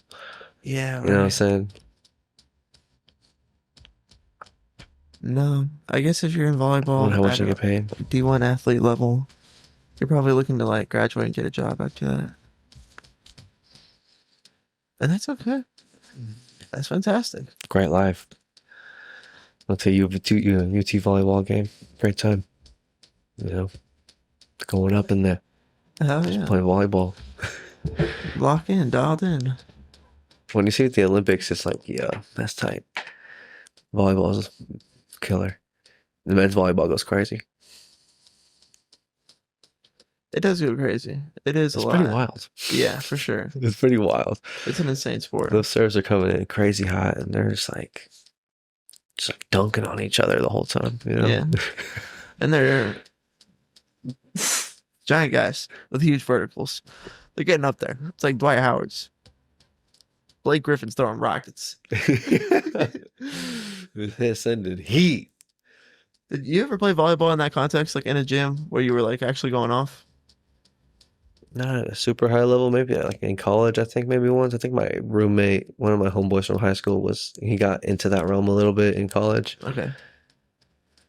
but never like, no, not too seriously. But I know that the levels are up there. Yeah. It's up there. Oh, I'm sure they're nasty for sure. But we go 5 hours a day for 90 days. We'd be insane, dude. Insane. Training with a purpose, training with a cause. Making proper sacrifices. Easily identifiable sacrifices. And getting nasty at something. That's all good. That's all good stuff. It's very good. We love it. We love doing that kind of I stuff. spent a lot of time studying it. But yeah, just to say, it's really fun. Do you ever play beach volleyball? A couple times. I'm sure you're going crazy, dude. It's fun. Yeah, dude. It's fun. Beat me up there, bro. It's so fun, bro. Stuff them at the rack, dog. Dude, Stuff them at the rack. that A whole lot of that going on. yeah, a lot of that. There's some energy up there, you know? Some confrontational energy, dog. Yeah, get excited energy. You remember the office scene where they're playing volleyball? I think so, yeah. They're really into it. Yeah. It's like, look who just woke up. I've been up for a while. I've been up all, yeah, whatever. I've been up all day. Yeah. Yeah. That's a heated moment. That's an iconic scene. Volleyball has some power. It's got some weight to it. Anytime I've been What like, is at the net? You know what I'm saying? It's like right here with it. Us and the demons, dog. It's like spiking the demons, dog. that's a crazy analogy. It's a pretty vicious game. At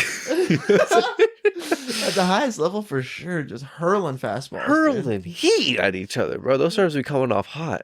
We're like, somebody out there is full on diving, trying to get there to bring that thing back to life. Load it back up, and then.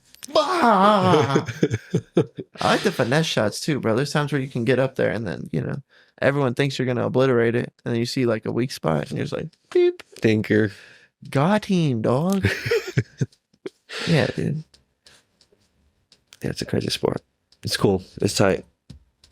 It's dope. Sports are dope. On a vacation, sun setting, Sunset. tequila and pineapple. We're chilling. So Walk up to a park, and there's 6 dudes out there. We've got 5 guys with us. okay. We start And the fries, dog. we pick up a someone on the side, and we start running a 6-on-6 match to 25 in the sand. I'm locking in, dude. I'm excited. Like, I'm tier 1 gassed. You got all of me right now. Yeah. Yeah, we're hooping. We're going in all the way. Yeah. And I love volleyball for that right there. I've done that a couple times on vacations with the step bros. We're like, we're going to put this family down. We're here to annihilate. If we need to pick up some scrubs along the way, we see some hustle, some heart, we're going to make it out. That's all you ever needed. You follow me to the promised land, brother. Grace can play volleyball with us, loves volleyball. Volleyball's fun. Cool thing about volleyball, cross-gender. She's over there racking up serves. She's hit 4 serves in a row. Let's go, Grace. Mm-hmm. Bah. Yeah, volleyball's a cool sport. Volleyball's dope. Sports are dope. It's so fun. Playing basketball's dope. So I feel like I already have some of those motor neurons built in, and then whenever I see like the high level basketball, I'm like, that's how you do it. You know what I'm saying? Give me a little bit more handle, a little more know with, you know what I'm saying? And give me what to do. I'm just throwing up. Yeah. Yeah. I think that thing is real. Mm-hmm. I think all the knowledge of The engagement, I had a moment where my the code. It's your subconscious, I think, too. Like, what it knows is like, we don't know. And just tapping into that sometimes. I'm trying to say, I read its bumper sticker. I read it before I read it. Like, it said, are they working on a project out there? They sawing a bridge down? I don't know, dude. I think they're taking down the Tower of Babylon over here or something. Dog, what's going on? Yeah, Sodom and Gomorrah over here. I don't know. So, yeah, hearing something. Anyways, we'll see if we can push through. Home Improvement. DIY. What's his catchphrase? Howdy, neighbor. No, that's what Mr. Rogers? Yeah. Home Improvement. I thought he had a catchphrase. I'm out of there. Out of there. It's fine. I'm out. I don't know what the hell we were talking about. I'm out. I'm out on all of it. Oh, man, backspace too much. Forget about it, bro. Forget about it. When you watch the podcast later and be like, volleyball, playing with the boys, Grace to his cannons. Sports it up. Basketball. Subconscious. I'm reading Seeing this the thing. code behind it. Yeah. Yeah, dude. I just think your subconscious pulls in more than we can possibly imagine. Tap into it. We don't When know. the time's right. We don't know what it is. How to ritual it out of you. You have that inspired feeling of being like, you probably go do that, bro. You go do that. Dude, put you on a court with anybody. It starts getting. Once we start hooping, it starts getting weird, bro. I feel like we're running courts. It also gets weird because, like, at that point, like, you're meeting people at the rim. Like, it's it's as aggressive and as confrontational, as fast paced, as physically demanding as it's gonna get. Like, something's gonna happen to somebody. Something's gonna bend. And I know it's not you, so it's like we're either gonna dub out all day long, or we'll see what happens. Meet him at the rim. That's pretty confrontational. I tried to dunk on somebody the other day for sure. Yeah. Yeah, he was like, they're my friend, and like I'm going up, and I was touching the backboard like with my lips, like I'm jumping pretty high, Feeling bouncy. for sure. Feeling bouncy. Feeling light. I'm flying. Like, woo! And so so I go up, and I'm touching backboard, and so I go up on like a fast break, and then I cut, and they give me the ball, and then I'm like going up with both of my hands on the left side, and then I'm kind of thinking I want to get to my left hand, but my angle's just easier for my right hand to just let it go. And I'm like making that decision, and then my homie like gets there and like fouls me on the hand as I'm about to let it go. Like I'm like right at the rim, and I was like, I have to dunk on you. Like, fine. Like, he's my friend. I'm like, fine, bitch. Like, you asked for it. I tried to get there and just drop it in there, but no, I'm gonna have to try to dunk on you. And then I went for it, but I wasn't. We're not quite there. Not quite there. I could catch the putback. This is Stephon Castle. I did like the lightest little drop in, but to get up there, it's weird because your momentum and your jump angle can change things too. Like, you get some momentum going. You would think a contested dunk would be harder, but if you're like running downhill, you have a nice gather, you just go up, you're up there. You're up there. You can get some elevation. So that's the goal. Dunk hard by like my 32nd birthday. Dunk hard, have some nice strong workouts going into that week. Time is moving quick, dog. We're pulling up on the birthday season for real, bro. Mm-hmm. Yeah, it's happening now. Yeah, it's kind of nice we're getting carried to it with the FIFA World Cup into like our birthday season, which leads into NFL season, which is like a whole nother book of life. Or you know what I'm saying? It's like another rotation around the same portion of the flat circle. It is time. Dude, I'm like, yeah, this part. I like this.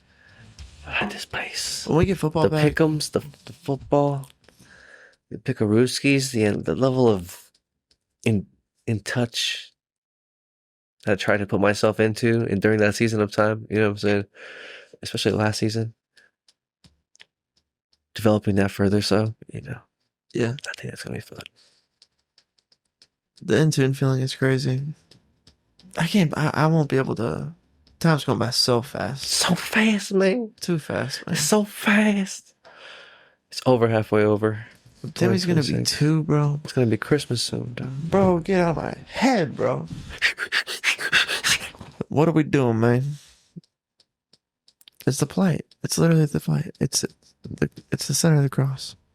Trying to manifest the now across the barrier of our sin and our downfall to better reality. And serving the situation. Just serve the situation as it comes.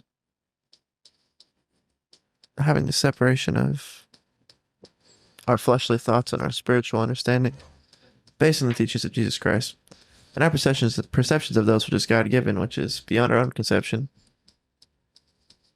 and our own perceptions to perceive how we were able to understand. Like, why does Jordan Peterson strike a chord? It's like, because he's Dumbledore. yeah, yeah, yeah. So there's some kind of order going on there. There's some kind of something here. Yeah, I'm trying to read Jung and Dostoevsky and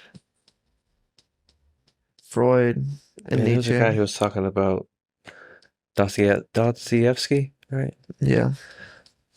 I think he was talking about his books particularly. He's like, these were fictional books that like changed the way that I view non-fictional reality. Yeah, I think one of his bangers is Crime and Punishment. Right, yeah. Yeah. I was trying to bring this up in conversation and I freaking flopped it. Freaking flop. It upsets me to this day. I fumbled this freaking sentence, but I was trying to express like, yeah, in that book, he's just trying to say that you can't, no sin goes unpunished. Like you can't do something that's against your spirit or the wrong thing to do or the bad thing, like the evil thing to do and not have it like manifest in your life as a manifestation of hell, that your life will get worse. Like it's not selling parts of your soul isn't a simple exchange. It's like crime and punishment. I think that's like what he's pointing to with the title of the book, and that the punishment is like terrible, tormenting. You can be in one situation and things aren't hell, and then just slightly different settings or a little tweak in your reality, and all of a sudden that's like a terrible hell, It's always there. Oh man. JBP just be hitting though, dog. Dumbledore energy for real. The story beyond the story. He carries that with level of wisdom. Those are all the people that Jordan Peterson points to. Also, is why I kind of want to. I think he's the next. What are you built on here? Person on that name. Let me get up in that. Let me get up in some of the foundation. Yeah, you could get an undergraduate degree understanding what all those people think. If you could write a dissertation on the current state of the philosophical landscape based on the mile markers of big thinkers over the last 2,000 years. Yeah, that's what you go to college for. But that's what I want to understand. I mean, that's like what Jordan Peterson. He's like understanding that would understand as far as we've understood, as far as consciousness goes. Because you're never going to know what like Tesla thought, Nikola Tesla. You're never going to know what Einstein thought. Like some of this stuff's lost history. Library of Alexandria, never going to know what they thought about consciousness or Egypt, any of that shit. But I kind of want to be on the forefront, kind of be on the cutting edge of what people know about consciousness. I'm doing some crazy stuff. My intuition's crazy. My intuition's crazy. I had it. The intuition and intuition? Yeah. It's two different. Okay, what is that? Intuition is like, and I got these terms from like Chase Hughes or someone like that. Okay. I didn't just make this shit up. But intuition is like you have a feeling of the way things that are going to play out. Like kind of like when Kansas City's just going to cover. They're covering. I just know, bro. I'm so sure. I feel it here, bro. They'll put them in the power. Yeah. I could tell you all the reasons why. They're not really going to make sense. But And I'll die on the hill. Yeah. I'll die on the hill. Bigger than all those reasons is that like I just have this feeling in here now. And that's like more of an intuition. But intuition is knowing something is going to happen as it's happening in the moment, in the now. It's almost like deja vu, like you've been there before, but it's just like you have beyond certainty. You have intuition of like knowing exactly what's going on in the moment. And sometimes it's like in a movie where like you literally know what's about to happen next. But it doesn't come to you until like it's like a right about to happen, and then you're like seeing it play out, or like if you just know what the person's gonna say next to you because you've been with them so many times, Or this is also the feeling, in my opinion, of like when I know someone's gonna call me. It's like I get an intuition of like I feel that person, or like when y'all be texting me, bro, I feel y'all, bro. I swear, especially if I'm like relatively in tune. If I'm playing basketball, it's like a wide open frequency where like I just get this feeling of Grace, or Grace pops up on my mental, and I think about her, and then 60 seconds later, it's like, bing, she texts me. And I'm like, bruh, what is that, And it happened 2 or 3 times in a row. And I'm just like, okay, well, I'm tripping. Or what, Hard to explain. So then this is where it got crazy. Yeah, it's like reverse. It's like intuition is coming from the inside into the outside, and then the opposite for intuition is like the outside is coming into your, which is normal, whatever thought matrix you're having at the moment, and then you're like, oh wait, this is gonna happen. That makes a lot of sense too, to perceive it like that, to put it in a juxtaposed dichotomy. I want my JVP shit now. You got me locked in. JVP. So yeah, the other day, all right, check this out. We're in the back of the restaurant, and there's a glass sitting, and it's mildly precariously perched. Mildly. Perched. Precariously. Yeah. Yeah. What are you doing over there, huh? Yeah. And I'm like navigating over to that area, but there's something that kind of stops everybody. And then I just like notice this glass, and a girl next to me notices this glass. And then when she noticed it, it activated my intuition to have certainty that like this glass is about to fall. And I just like reach my hand out like this, and as I do, it falls perfectly into my hand, and I catch it, and I just hold it. And the girl's like, "Did you know that was gonna fall?" And I was like, "I did, but mostly because I saw you realize that it was gonna fall before it fell, and that made me for sure know." But yeah, I felt it, and then I saw you feel it, and then I did the thing. She was like, "What is that?" And I was like, I don't know. Do I have a podcast about it? I don't know. I have a podcast about it. You should start one. Intuition. Yeah. So that was like, it felt like the upper limits of the more free and more flow state I have, the more dancing with the rhythm of life that I'm doing, which has to come from a kind of a free place. I feel like the higher my capacity to have perspicacity for that is, feels like, dude, okay. Last time I'm going to talk about having superpowers or whatever, feeling like I have ESP lately. This was one of the craziest moments. I walk up to a table, unashamed, walk up to the table. Unashamedly walk up to the table. Right up to him. After the glass that was precariously perched. And I look at them, and I start talking to them, and I just like kind of get off of the normal cutscene dialogue. And I'm like, where are you guys from? Because I'm getting Round Rock. I'm getting Pflugerville. I'm getting Bee Caves. Where are you guys from? And they're like, Round Rock. And I was like, ladies and gentlemen, my name is Matthew Millette. I'll be here all night. I don't know how. I just didn't. They reeked of it. Like, they reeked of it. It was all over them. Reek. They reeked of Round Rock. You smell like Round Rock. Where are you from?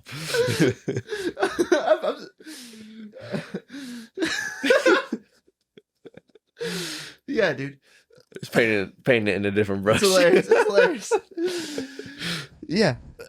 They were like, how'd you do that? And I was just like, I talked to so many people for so many years. I just feel like my learning model sometimes gets like oddly specific with my intuition. And then I grew up on Round Rock. You know, I played in like town and country sports programs. I feel like I have seen y'all at a town and country event before. It's where it like sparked my intuition, but then it felt so right. I had to ask you guys. And then the guy was like, I'm paying tonight. This guy's crazy. And yeah, he's super nice too. I was like, thanks, bro. This guy's going off. Yeah, he's like, what do you do? He's going in. I told him about the mission. He's like, this guy's legit. We're just on a different kind of mission. I'm watching Psych. Psyching out. That's some psych stuff. It's psychedelic. Hey, you know, that's as far as psychics get. I feel like I don't feel like there's any real psychics. Most of them are doing what Sean Spencer does on the show Psych. Okay, which is what? Using their level of perspicacity and intuition to make predictions. You know what I mean? Most of the time, they're broad and generalized and are bound to come true. Or you hear a story and you're like, "Oh, he's cheating on you," and then you don't have to be a genius to figure that out. You know. That's what, and there might be literal wizards and witches out there. I think there's definitely literal witches out there. There's definitely people channeling evil spirits potentially. We are in a spiritual warfare. It's not, it's not superstitious, supernatural. It's out there. It's beyond us. It's beyond us. It's beyond us. But that moment of perspicacity blew my own effing mind. I went into my mind's eye, and then in whatever room I was standing in, I looked into a mirror, and in the mirror, I was like, what do you want? How do you do that? What the fuck? Who are you? Like, what's up, Round Rock in the house tonight? How are y'all doing? That's crazy. Okay, just pulling it out. But just being tapped in. The ones and zeros. Crazy level of like just feeling the vibes. Mm-hmm. And I think it's been my fascination with consciousness that took me there too. Thinking about consciousness. Yeah, it's inarguable, and indescribable. We know what it is, but we have no idea what it is. We can put a label on it, and even the label gets, who knows, kind of stretched or whatever. But something's going on here. And we're all awake, people, and we're consuming all the time. We've explored it a lot. Your average person explores it a lot. Not everybody's explored it as much as we have. And then how much you explore your consciousness can really dictate your maturity level or something. I think something to the wisdom aspect of being able to see around the corner, or being able to sort of know how the future's going to play out.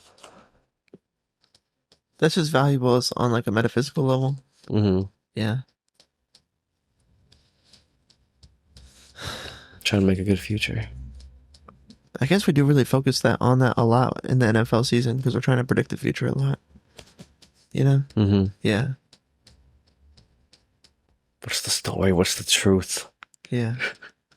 Are they really good? Are they good? Can they do it? Are they really bad? I mean,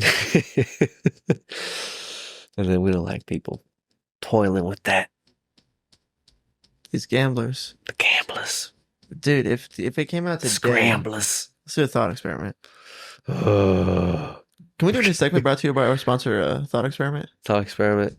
Love to. Killer Press was like, nice, he did the thing. Oh, that was perfect. If it came out today that De'Aaron Fox was indeed in a syndicate, if confirmed, degenerate gamblers, and hot take texts allegedly pointed towards direct corruption in the finals. Okay. What would your response as a fan? How do you what do you want to happen there? What do you feel first of all? Couple things. Initially, rage. Secondarily, more primarily, I feel bad for him. You gotta carry this. You gotta carry that. And if we know, if it's like confirmed, it's like, you stained it, kid.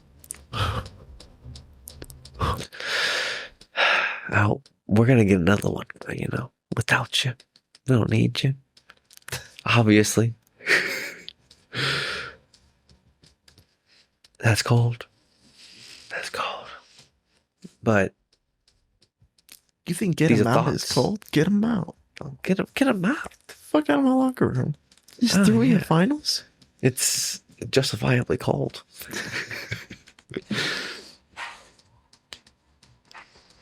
Sell him to Toronto next week. Well, that sounds harsh. Trade him to Toronto next week. Whoa. Just get him out of my locker room. I'll say take that asset and flip it for a profit. He's an asset for sure. Go make some money for your cap room or get trade picks. Don't do anything brash. Don't cut him. No dead cap. But yeah, no, I feel you. I'm with you. So we haven't had that story come out. That's, I guess, what I'm getting to. Okay. No. But I'm saying it's not that bad.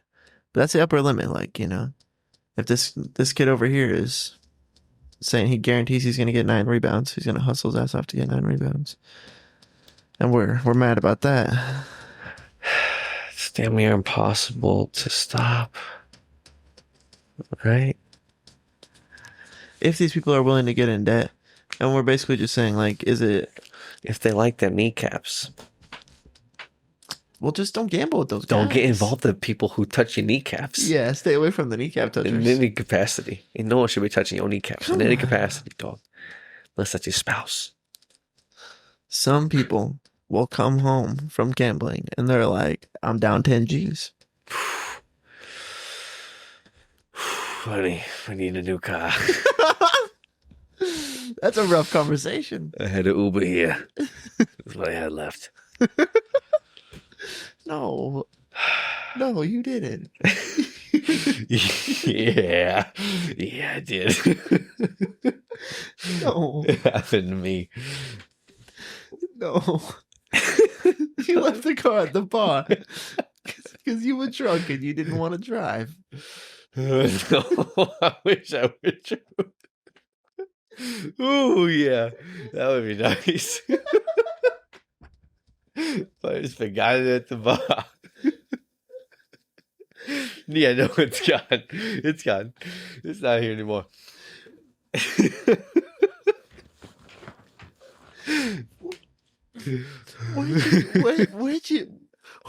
Where'd you go? Who took your car? It's not really that important, but we need to go. Like now. Yeah. This is not our house anymore. Pack your things. Oh my god. Oh god. That's so funny. It's so terrible. It's rough. Dude, that'd be happening to people. That's a reality that exists out there. Oh my gosh, That's a frequency. It's a movie. It's a channel where that movie plays. You get a young kid, he's down 30 grand. Oh. They need him. Took out a loan. Took out a marker. He's on a rookie deal. Rookie marker. Yeah, so now he's gotta make sure he gets 10 rebounds tonight. Feel like his kneecaps. Then what happens? You're just cool with that? You gotta be ducking after that. I don't want to talk to those people, bro. I'm not trying to be... You can't be stuck in that circle, man. And the sports gambling is so heavily promoted. It's crazy. Is it More better so that than there's ever? Is it better that there's legal ways to do it, so less people have to get their kneecaps taken off? It's more about the These are thoughts. These are questions. I don't know. You just I guess, right? They had the same argument about drugs. It's like it's better to have the drugs in a store. So it's legal. Yeah. Yeah. Yeah, so I'll let try heroin today. No, that'd be bad, bro.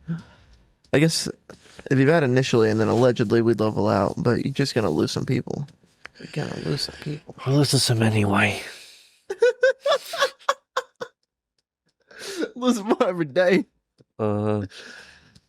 Yeah, nah.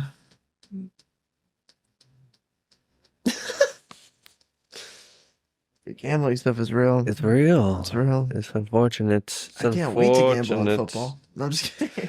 I love watching it, predicting the future. What I thought it's fun. It's a good time. It's the difference between playing fantasy football and truly gambling. And I want to cross it so bad. I want to cross the boundary so bad.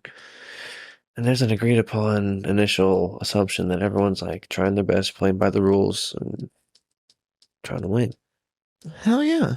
But we're not all cheating. It's like there are rules. You know what I'm saying? Yeah. It's a game. Mm-hmm. I like the game. It's not like I love the gambling part of it. Bless you. Hey. But the fact that you can make a living off of this game that's fascinating. What does it cost to make a living off of this game? You must be willing to gamble. That's where I'm like, I just don't think Jesus wants me to, per se, you know? Mm-hmm. I don't think he's like, I made you to be the best gambler, Matthew. That is, when I formed you in the womb, I was like, this guy's going to be the best at constantly risking everything. And was it like the World Poker Tour? You know what I'm saying? People be getting cake off of WPT, dog. Getting cake. We're back. Nah, there's a thing there, dude. The market analysis is crazy.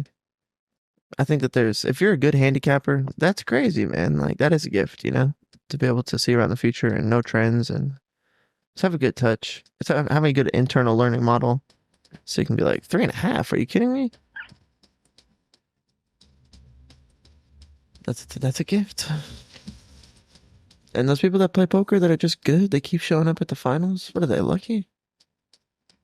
At some point there is some luck, but then at that point it is the game within the game, the strategy behind the betting and the bluffing. And It's just, also yeah, betting in the bluffing dog. the interweaving nature of string theory that runs the metaphysics behind what we see manifested is like probability outcome happening in real time all the time.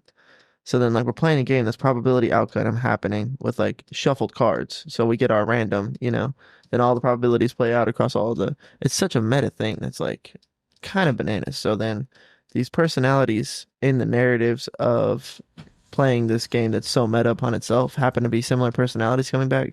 That also seems like something that would happen. For Mm-hmm. whatever reason, you get big fish in the pond. It's not sure. How did those fish get bigger than the other fish? I'm not sure. Look, you bullying me? You just bullying me right now Just because you're the big fish? Just take my fucking pail. I was using that, pal. Huh? Good job, pal.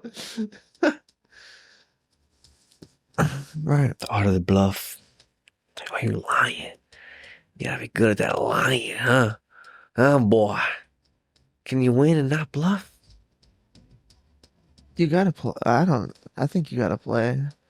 I think you definitely have to be able to read bluffs, so you can't just not have bluff language.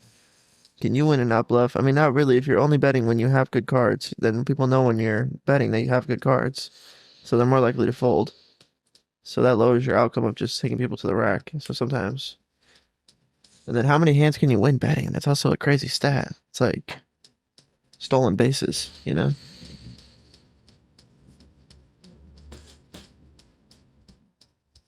It's beyond us. Sometimes I think We all have the ability to bluff. I don't lie. We gotta know that going into the game too. Calling a bluff. Yeah. Like, no, I mean you at the rack. I mean you at the rack. Sorry. Let me check the rack. Yeah. It's nice. Nice. I got the boat. Do you got the boat? No, he don't got a boat. Yeah, gotta do that. Sometimes you gotta go to the rack with a pair of nines. I'm going up. Don't knock on me. Yeah, that's part of the matrix of the game. Sometimes it's like, yeah, you're bluffing, but you know they're bluffing, and you need them to fold on their bluff. So you're playing chicken. And then dialogue, right? How do you convince them? I was thinking if I was gonna go to the WPT, sunglasses, dog. You gotta have the sunglasses, dog. Are you wearing sunglasses when you're playing? I thought about this, dude. Okay. If you can What look are you thinking? if you can look them in the eyes, it's powerful. Right? It's hard though to maintain your composure the whole time and never crack. But if I'm like, looking at this guy dead in his face, I'm like, look at his chips, look at him. I'm all in. It's like, yo, I can put the pressure on them with my eyes. Mm. But naturally, I would want to never give anything up. Straight isolation. You can't just have your headphones in and stuff. Yeah, I think I would have also sunglasses until like the final table or so, So it's like, okay. It's even more aura. Taking them off right now, dog. I'm going off. We're going face to face. Welcome to the table, Justin Come Sullivan, on. coming alive for it. Here we are at the final four, $175,000 in the corner. The full house, dog. The boat.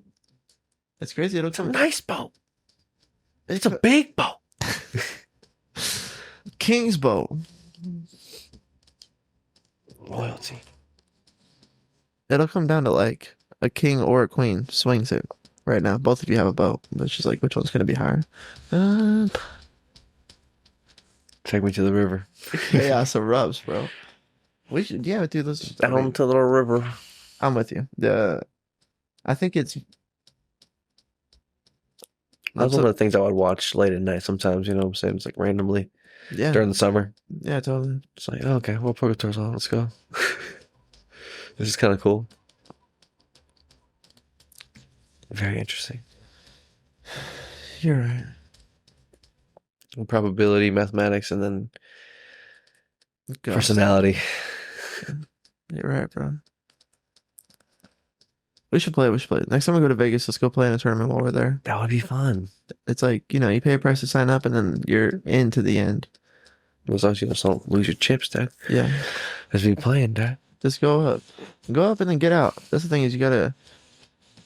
Another percentage that I win when I have a good percentage is like a number of hands folded early that I would have lost. If you just like get out without paying and then stay strapped when you have something, and then every now and then bluff so people can't read you, that's I feel like that's a good strategy. That shit cooks. And then yeah, just it gets meta, bro. Like it turns into the battleground. So like, let's say you're relatively conservative, right? So then people are reading you as like you're a conservative gambler, but now you're trying to bet. Like you have pocket aces, so you're like, how do I get this pot up without telling everybody that I have the nuts, you Mm-hmm. know? Mm-hmm. And then it's like, what do you do with your body language? What do you do with your posture? What do you say? How do you come across? What should you not say? You know? Like, but then there's something in that moment of that dance where you get like an intuition to be like some little movement or you see somebody else's gesture and you're like, nah, he doesn't have it. I know what it's like to have it. I have it. And it's like in that moments where it's really that's the actual game is being able to feel and have touch and say the right thing or not. Intuition and intuition. Yeah, yeah. Guess we're going nutty right Take there. him to the river, bro. To the river. All right, done talking. Let's go to Las Vegas and play some fucking cards, baby. That'd be fun. It's probably cheaper to do that too. Might get more out of your money. That is definitely true. If you're paying for like a couple hour tournament, if you're able to last a little bit versus losing or playing as one particular game over that time. Yeah, So you just pay one fee or whatever, you know what I'm saying? One time fee. And hopefully you get at least a little bit of your time. You know? yeah, for sure. You can make it all you can go far in the tournament. Yeah, definitely. Play well, you know? Get some luck on your side. Get the nuts a couple times. Bluff a couple times.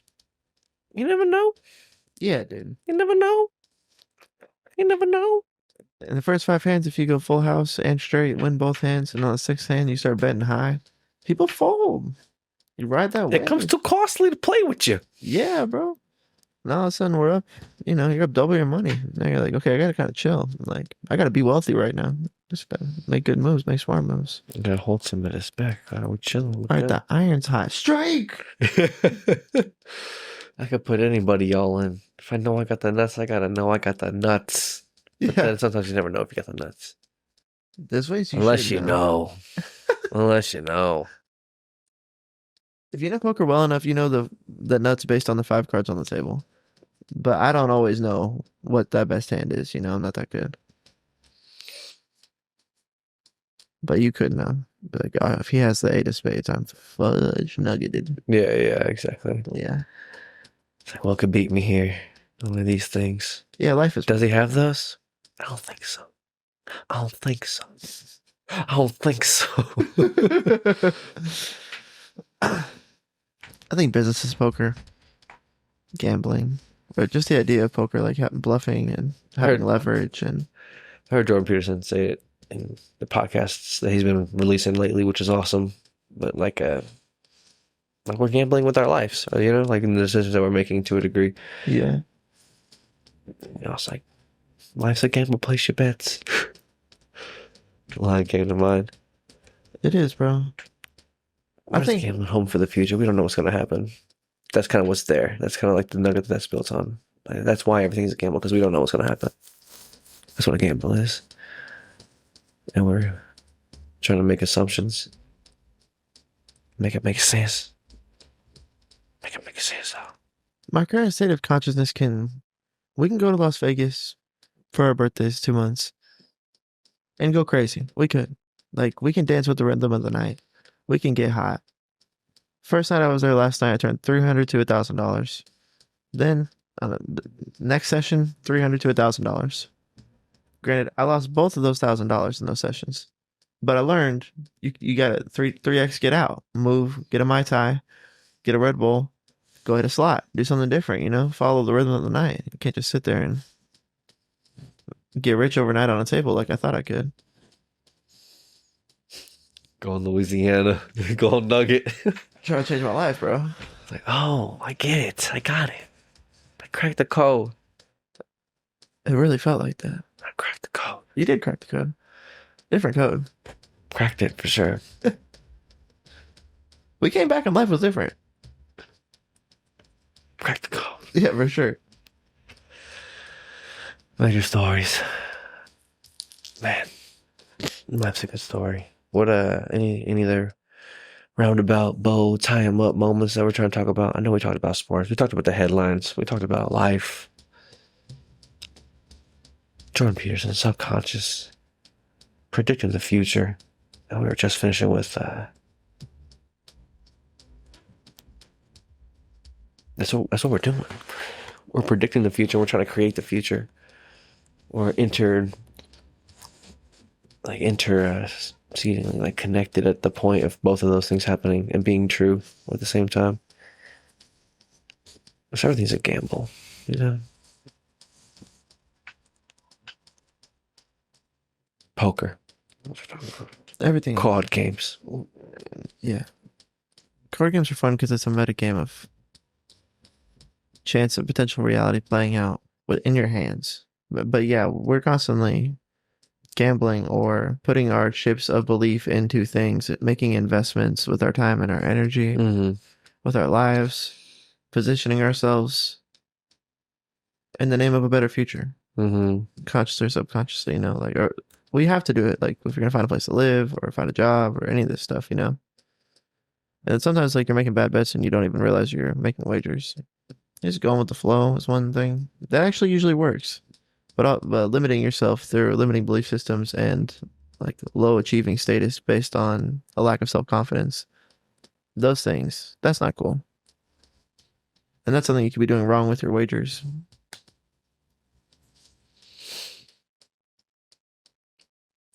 Life's a gamble. Place your bets. It's complicated and nuanced game. Bets. We don't know, but we know that there's something out there that knows, and we trust that thing, and that thing exists. And I just can't know about it fully because there's some things that we don't know, you know. Yeah. Who's like, no, I know everything. I know everything about everything. What are you talking about? I understand everything to the fullest depths of everything. What do you mean? Bricks, nerd.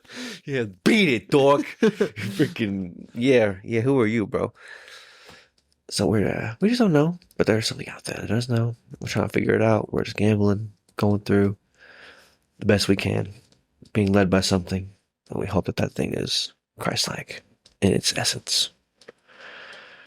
Whether we know the scriptures or not, I think that's what's happening. Your nature is to go that way. Your heart wants to go that way. Your spirit was designed to go that way. You want to go that way. It's home. Yeah. I know deep down. The meaning that justifies the suffering that you're going through. Explore, and yeah, my parting words. Explore your consciousness. It's like we're talking about 2D problems. When you have a 3D spirit, it's like as soon as you explore your consciousness and can get to a place where you're just expressing authenticity with who you are and what you feel and believe and who you want to be, then the decisions are like, you don't have to be so strategic. It's like they come to you. It comes to you. You just have to intuit and follow that. Go that way. And then you're going with the flow. Then things are better. That way. His way's better. That way. Yeah, your way's better. It's so relieving. We were talking about like on the last podcast how it seems like a punishment. It's so relieving. Simple.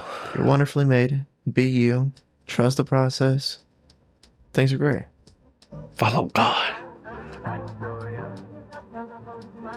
That's all I got for him. We love you. I love you. I'll see you next week. Can't wait. Peace. Bye. Rolling through the city to the light show. Really ain't no telling where